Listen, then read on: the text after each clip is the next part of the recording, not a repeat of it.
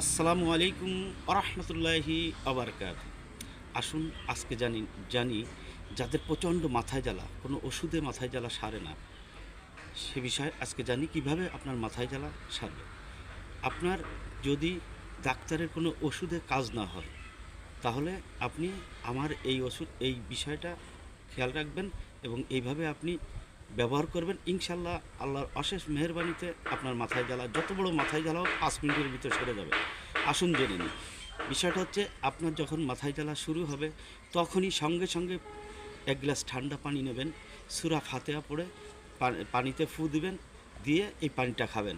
5 মিনিটের ভিতরে আপনার মাথায় জ্বালা শেষ হয়ে যাবে, যদি মাথায় অন্য কোনো বড় ধরনের সমস্যা না থাকে।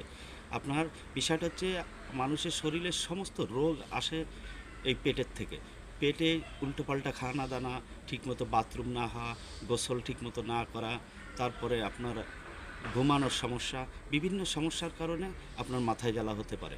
আপনি সর্বপ্রথম কি করবেন, এক গ্লাস ঠান্ডা পানি বাধ্যতামূলক নিতেই হবে। ঠান্ডা পানি নিয়ে আপনি 3 বার সূরা ফাতিহা পড়ে ফু দিয়ে খান। 5 মিনিটের ভিতরে ইনশাল্লাহ আল্লাহর অশেষ মেহেরবানিতে আপনার মাথায় জ্বালা, যত বড় মাথায় জ্বালা হোক, সেরে যাবে। আমি প্রমাণিত, আমি কয়েকবার এটা ব্যবহার করছি। আমার প্রচণ্ড মাথায় জ্বালা হয়েছিল, আমি এভাবে ঠান্ডা পানি খাওয়ার পরে ইনশাল্লাহ সূরা ফাতিহা দিয়ে ফু দিয়ে ঠান্ডা পানি খেয়েছি, আমার সেরে গেছে। অনেক প্রমাণিত, আপনারা ব্যবহার করেই দেখেন, ফলে পরিচয়। সবাই ভালো থাকবেন। আসসালামু আলাইকুম ওয়া রাহমাতুল্লাহি ওয়া বারাকাতুহু।